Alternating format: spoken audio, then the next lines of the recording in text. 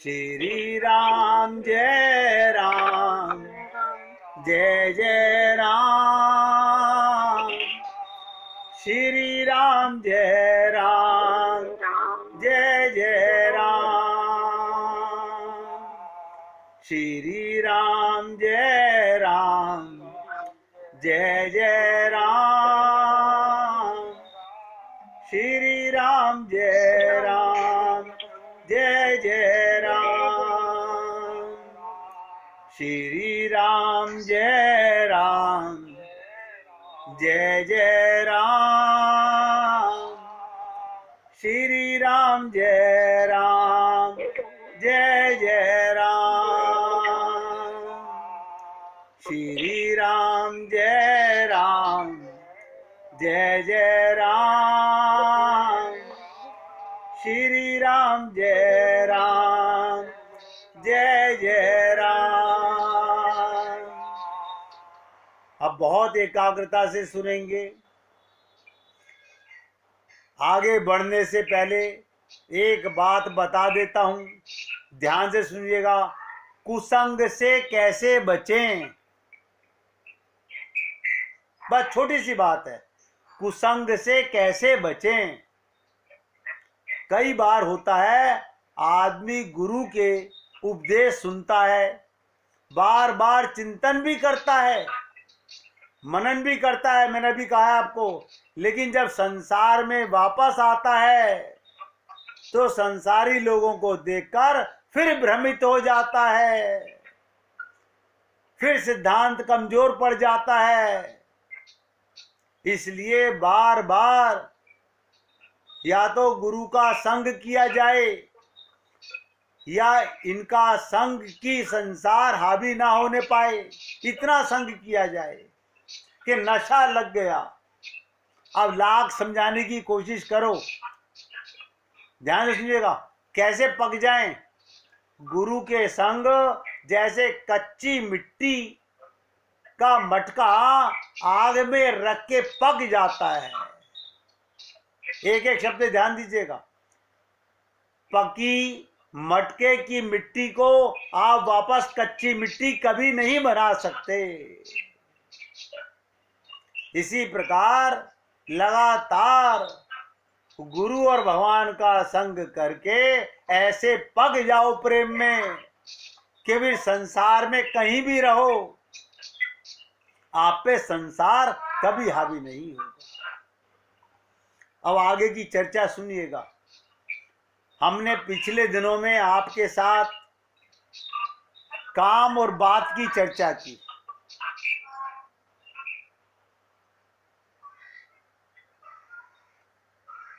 हमने कहा था मन में 3 रोग होते हैं, काम क्रोध लोभ। शरीर में भी 3 रोग होते हैं, वात पित्त कफ।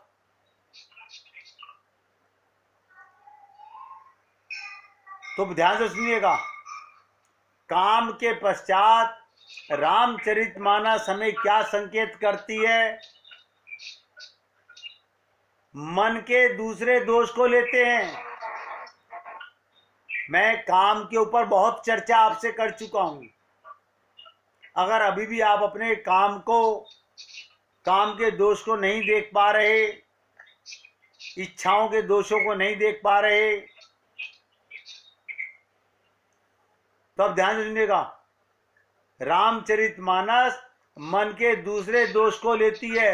वो कहते हैं व्यक्ति के मन का लोभ ही कफ है। जैसे काम बात है, ऐसे ही लोभ कफ है। शरीर में कफ बढ़ता है ना, और ऐसे ही व्यक्ति के शरीर में मन में लोभ ही लोभ बढ़ जाता है। मन कहता है अरे आराम से सो जाएंगे दिवाली के बाद, दिवाली तक 24 घंटे काम करते रहो, क्या कमा रहे हो। अगर काम करते करते प्राण निकल गए, धन कमाते कमाते प्राण निकल गए, तो क्या मिलेगा तुम्हें। नहीं, वही मिलेगा शमशान, मुर्दघाट, और कुछ नहीं मिलने वाला। अभी तक हम ये डिसाइड ही नहीं कर पा रहे। कि लोभ, ध्यान से सुनो, लोभ को समाप्त नहीं करना। क्यों? लोभ जीवन में आवश्यक है, बिना लोभ के पालन नहीं होता। मैंने आपको शुरू में जब चर्चा शुरू की थी तभी आपसे निवेदन किया था कि काम का देवता ब्रह्मा है, लोभ का देवता भगवान विष्णु हैं और क्रोध के देवता भगवान शंकर हैं। तो काम, क्रोध, लोभ को समाप्त नहीं करना, उनका सदुपयोग करना है, उनके बढ़े हुए अतिरेक को रोकना है। किसी के यहां से आवाज ना बड़ी डिस्टर्ब कर रही है, खिंच खिंच करके चींची कर रहा है कोई मोबाइल किसी का, इसलिए जिसका भी कर रहा है अपनी साउंड बंद कर लीजिए, जिससे वो साउंड हम तक नहीं आएगी। अब सुनिएगा, व्यक्ति के मन का लोभ ही कफ है, लोभ ही कफ है। जैसे व्यक्ति के शरीर में कफ की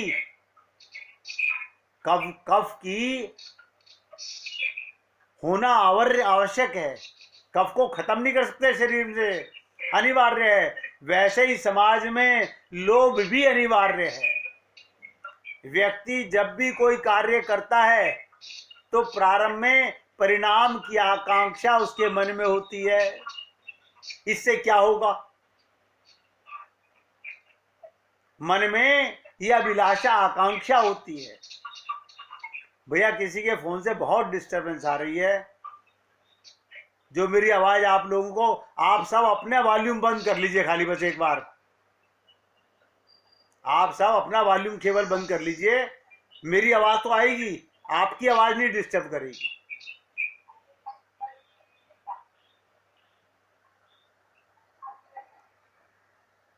अब देखिए बंद हुई है, अब ध्यान से सुनिएगा। जैसे नहीं हुआ फिर चालू हो गई है। मैं ये एक बार दोबारा करता हूं जरा।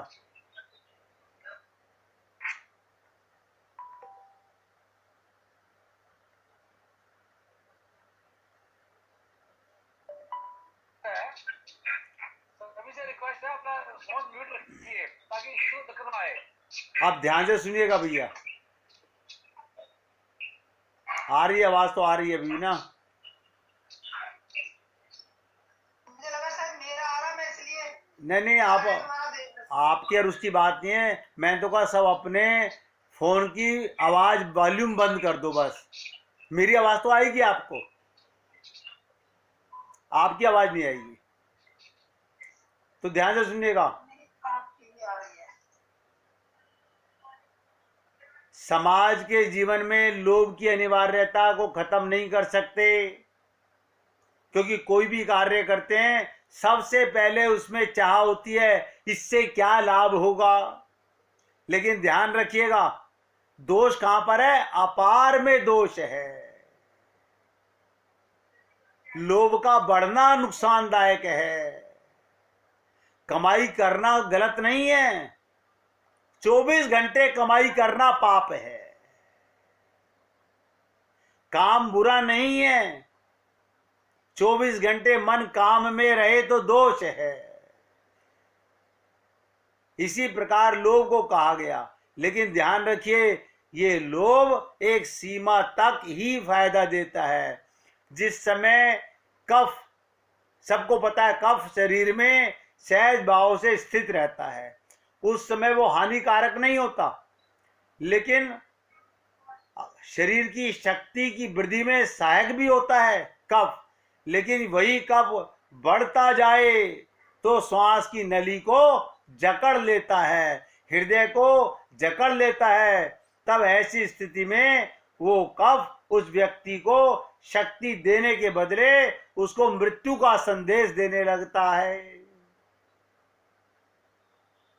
मैं आपको चेतावनी दे रहा हूं, ज्यादा हाय हाय करके किसी को कोई बिल गेट नहीं बन सका। उतना ही कीजिए जितने से आपका जीवन यापन हो रहा हो।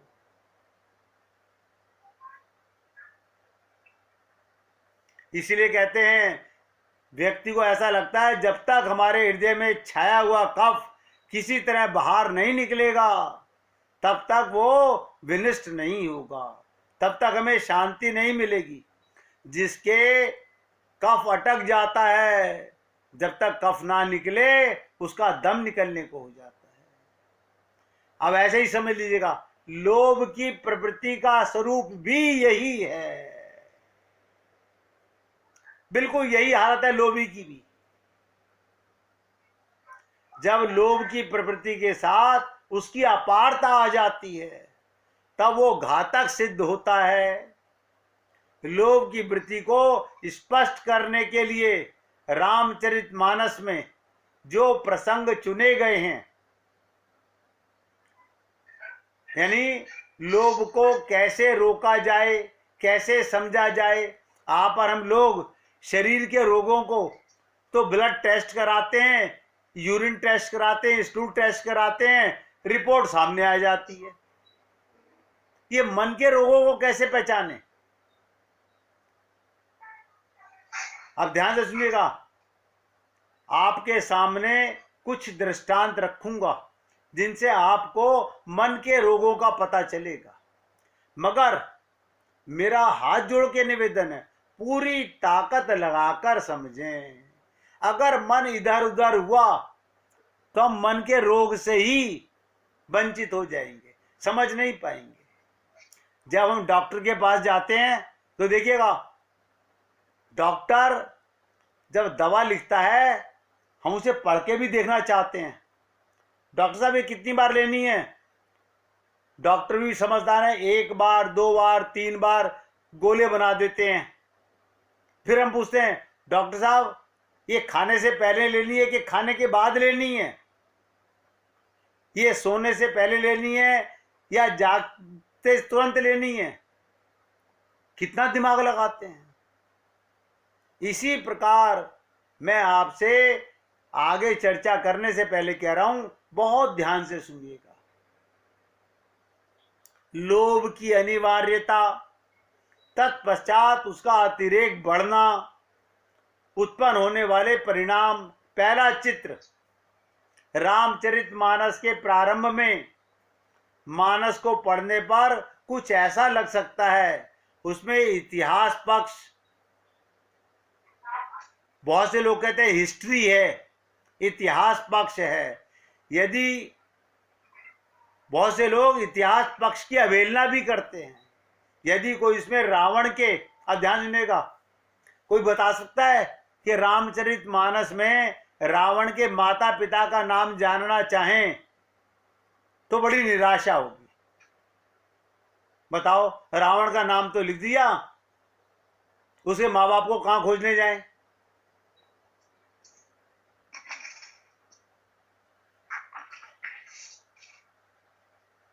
क्यों नहीं लिखा माँ बाप का नाम? कोई कारण है। हमें अपने अंदर रावण खोजना है।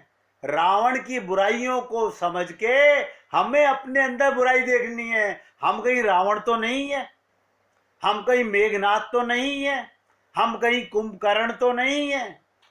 इनका चरित्र इसलिए बताया गया है।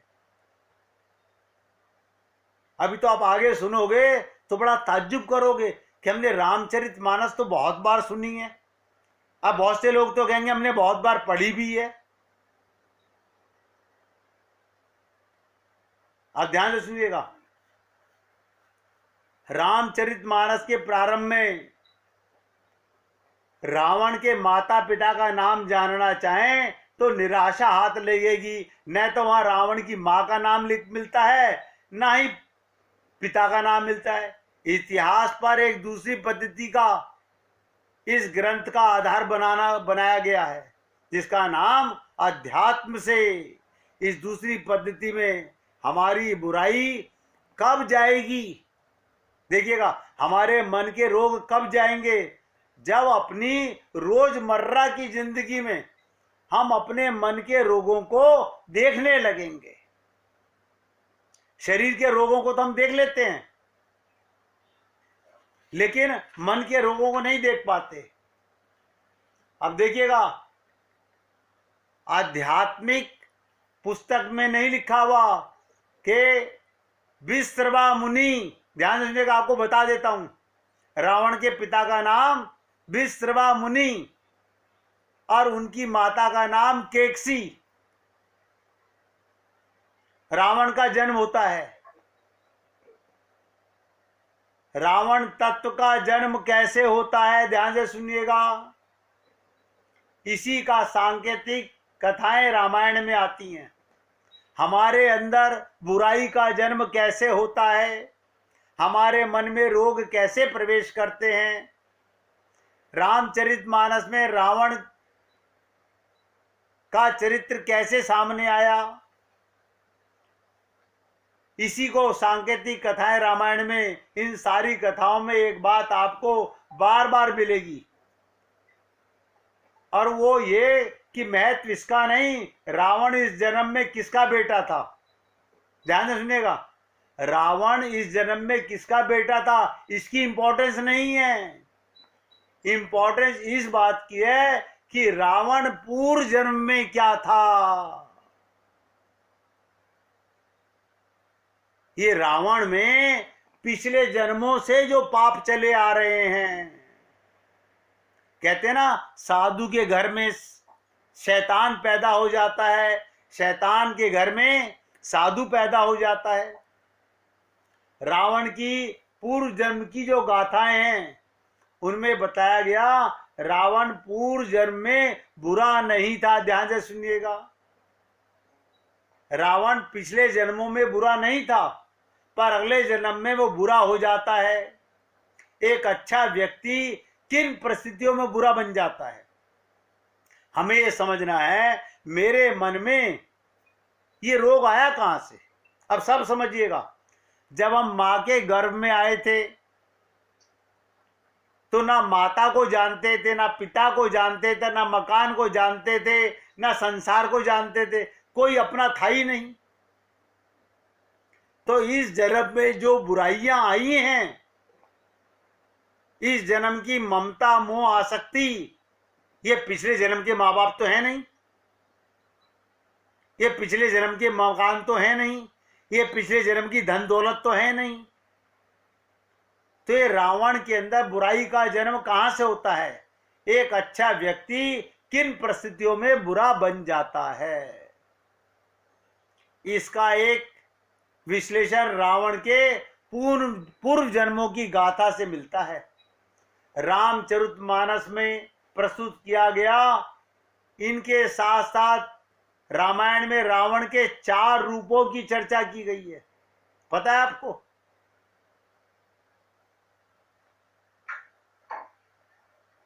आपने रामचरितमानस पढ़ी, रावण के 4 कल्पों की कथा है,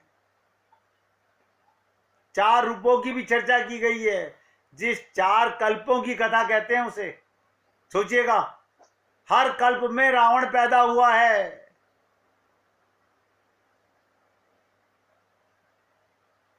एक कल्प की कथा में बताया गया भगवान शंकर के गण, आपने सुना होगा भी, जब मैं पीछे नारद जी का सुना रहा था कि भगवान शंकर के गण जिन्होंने नारद जी को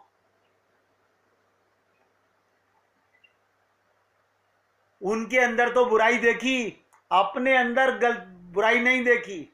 वो दोनों जब नारद जी ने श्राप दिया तो वो गौण क्या बने, रावण और कुंभकर्ण बनना पड़ा। वो दोनों ही भगवान शंकर के गण रावण और कुंभकर्ण बन जाते हैं। दूसरे कल्प की कथा सुनिएगा। दूसरे कल्प में भगवान विष्णु के पार्षद जय और विजय रावण और कुंभकर्ण के रूप में परिणित होते हैं। ये कौन थे जय और विजय? भगवान विष्णु के पार्षद थे। और तीसरे कल्प की कथा राजा प्रताप भानु, प्रताप भानु नाम का राजा रावण के रूप में जन्म लेता है। इन पात्रों में जब रावण के रूप में जन्म लेता है तो उसको मूल में लोभ की वृत्ति है। यदि लोभ अतिशय ना होता, और देखिएगा, और चौथे कल्प में ये जलंधर जो है, तुलसी का पति, वृंदा का पति, ये रावण बन के आता है। तो रावण हर कल्प में आएगा। हमें इनकी लीलाओं से, इन चारों पात्रों की लीलाओं से हमें अपना मन टटोलना है कि उस रावण से हमारे कौन से गुण मिलते हुए हैं। रावण महालोभी है, महालोभी है। अब आप लोग देख लीजिएगा, अगर हमारे अंदर किसी प्रकार का लोभ है तो ये कहां से गुण आया? ये रावण की प्रवृत्ति हमारे अंदर आ गई है। तो रावण में मूल वृत्ति लोभ की है। यदि लोभ बढ़ जाए, अतिशय ना होता, बढ़ता नहीं, उसकी पराकाष्ठा ना होती, तो एक श्रेष्ठ व्यक्ति रावण के रूप में परिणित हुआ होता। जय और विजय जब रावण और कुंभकर्ण के रूप में जन्म लेते हैं, तब उनके मूल में अहंकार की प्रधानता आती है। उन्होंने क्या अहंकार किया? जब चारों भैया सनक, सनंदन, सनातन, ये जब गए महाविष्णु के पास, तो उन्होंने अंदर जाने से, प्रवेश करने से रोक दिया। उनमें अहंकार आ गया, हम तो भगवान के पार्षद हैं। ये रावण और कुंभकर्ण की, भगवान विष्णु के जो पार्षद थे, उनमें अहंकार आ गया। लेकिन भगवान, अहंकारी का पतन होता है। देखिए, विष्णु के लोक से पतन हो गया, महाविष्णु के पार्षद भी, वहां से भी पतन होना पड़ा। और जब वो प्रतापवान रावण बनता है, तब उसके मूल में लोभ की मुख्यता है। इससे तुलसीदास जी मानो सावधान करते हैं हम सबको। रामचरितमानस से हमने वो शिक्षा नहीं ली जिसके लिए रामचरितमानस की रचना की गई।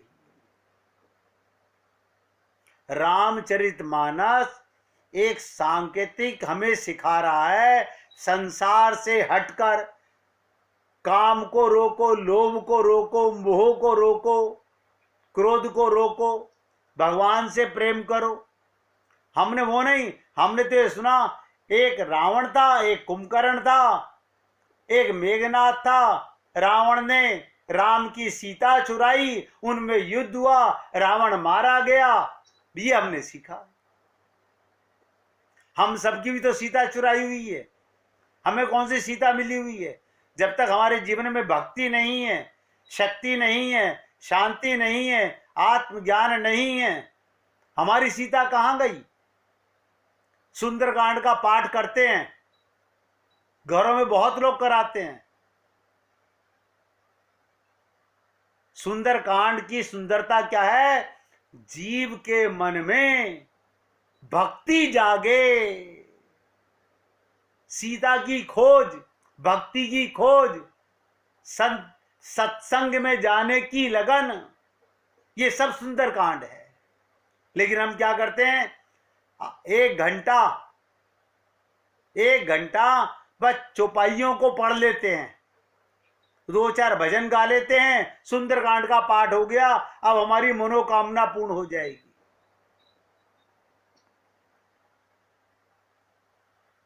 तो प्रताप भानु रावण बनता है, उसके मूल में लोभ था। एक बुरा व्यक्ति था, लेकिन ये जान लेना कि रावणत्व किन परिस्थितियों में जन्म लेता है। ये रावण जैसा भाव हमारा कब बनता है, पूछिएगा, बोलिए। जो आपने हमें रास्ता बता दिया, इस देह में हरि मिलत है। जब आपने हमें रास्ता बता दिया कि इस देह में हरि मिलत है, तो हम जो अपना ना ये अपना भगत प्रहलाद, अच्छे लोगों को नहीं फॉलो करते, हम रावण की बात क्यों करते हैं? राजकुमार जी, आपने प्रश्न किया, आपके सामने ही प्रैक्टिकल जवाब दे रहा हूं। आपने कहा कि मैं आपकी शरणागति में हूं। मैंने एक बार नहीं 1000 बार ये कहा कि जग चर्चा मत कीजिए, नहीं छूटी ना। बिना कारण भी हम जग की चर्चा करते हैं, ये एक बुराई है। क्यों? हमारा मन उस गड्ढे में, संसार में ऐसा लगा हुआ है कि उधर से इधर आना ही नहीं हम अंदर से तो चाहते हैं कि भगवान मिले, और हमने आपसे कहा यही सांस है। हमें अपने मन के रोगों को देखिएगा। अब ये कैसा बड़ा रोग है, जब हमको पता चल गया संसार की उतनी चर्चा करो जितनी आवश्यकता है। कोई मुझसे पूछे आपके पिता का नाम क्या है, मैं पूछूंगा कि भाई साहब शरीर के पिता का नाम बताऊं या अपने पिता का नाम बताऊं? शरीर के पिता का नाम पंडित गोवर्धन दास शास्त्री है, मेरे पिता का नाम भगवान है। मेरे शरीर के परिवार की बताऊं या आत्मा के परिवार की बताऊं? मैं तो बार बार कहता हूं, हम अगर ये कसम खा लें कि मैं जग चर्चा बिना आवश्यकता के नहीं करूंगा, ना सुनूंगा और ना करूंगा। आप देखिए, मैंने कहा था कल भी कि 24 घंटे अभ्यास कर लीजिए, बस 24 घंटे में ही कमाल देखिए आप। रहा नहीं जाता लोगों से, 1 मिनट चुप नहीं रहता मन। और मन जब चर्चा करेगा, गोवर गणेश संसार की चर्चा करेगा। मैं किसी और से क्या कहूं, जब हमसे भी कोई संसार की चर्चा करता है ना, मैं अपने अंदर अपने आप को धिक्कारता हूं। क्या कहता हूं कि तेरे सत्संग करने का कोई लाभ नहीं है। क्यों? जिस चर्चा के बिना भगवान को पाया जा सकता है, उसकी चर्चा क्यों? बहुत जन्म गुजर चुके, यही एक आदत है। अभी मैंने कहा था ना, जैसे भी सत्संग से उठते हैं तुरंत संसार की चर्चा में हमारा मन चला जाता है। और आपने कहा रावण के बारे में, अभी हमारे अंदर ये लोभ की बुराई खत्म नहीं हुई है। ये अपनेपन का लोभ, ये स्वार्थ, ये सकाम भावना, ये सब रावण के ही तो लोभ हैं। तो एक बड़ा कहते ना बुरा व्यक्ति था, बल्कि ये जान के कि रावणत्व किन परिस्थितियों में आता है। ये रावण तो पिछले जन्म में बुरा नहीं था, भगवान का पार्षद था। अगर अहंकार ना आता तो रावण ना बनता। भगवान शंकर के गण बुरे तो नहीं हो सकते, लेकिन उनमें एक बुराई आई कि नारद जी को उन्होंने कहा आईना देखो, अपने को नहीं देखा। इसी प्रकार मन की स्थिति और परिस्थिति हमारे जीवन में आती है। मन की स्थिति, हमें अपने मन को 24 घंटे रीड करते रहो। ये मन किसकी चिंतन कर रहा है, किसके बारे में सोच रहा है। जैसे ही संसार में जाए फटाक से अपने मुंह पे खुद चाटा मारो, फिर गया तू उधर। आप रोकोगे नहीं, ये मानेगा नहीं। और संसार में तो हमें लोग ऐसे ही मिलेंगे जो हमसे संसार की ही चर्चा करेंगे और उनको बड़ा मजा आएगा। मैंने तो कहा था कि आप देखिएगा यहीं पर एक भक्ता विराजमान है, वो नहीं चाहती कि संसार के लोग उनसे संसार की चर्चा करें। बड़ा कठिन पड़ा उनको कि कैसे उनसे अलग किया जाए।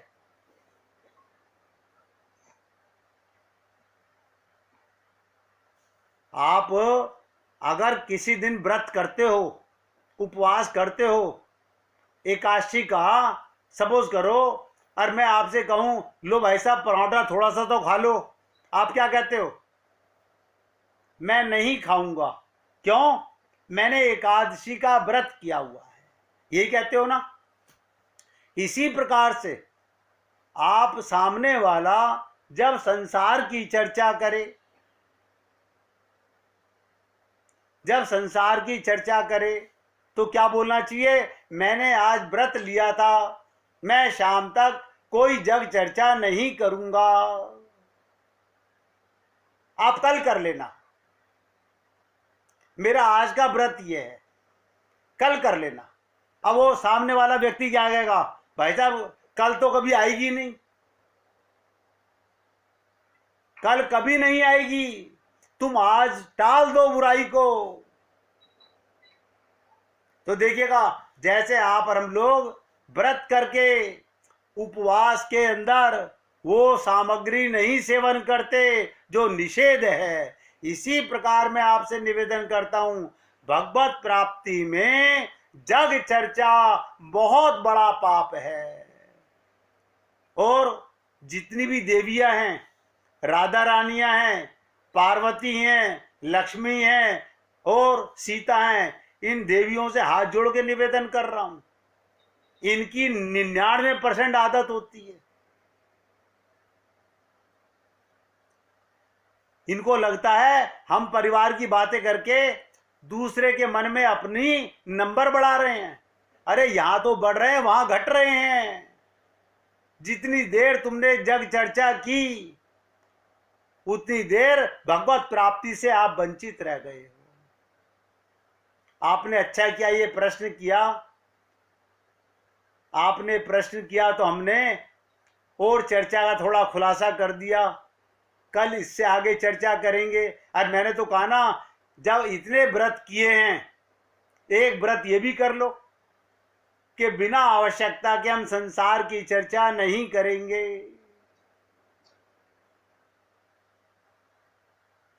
जग चर्चा लिखो, मिथ्या चर्चा। छोटा सा अंकुश लगा के देखिए,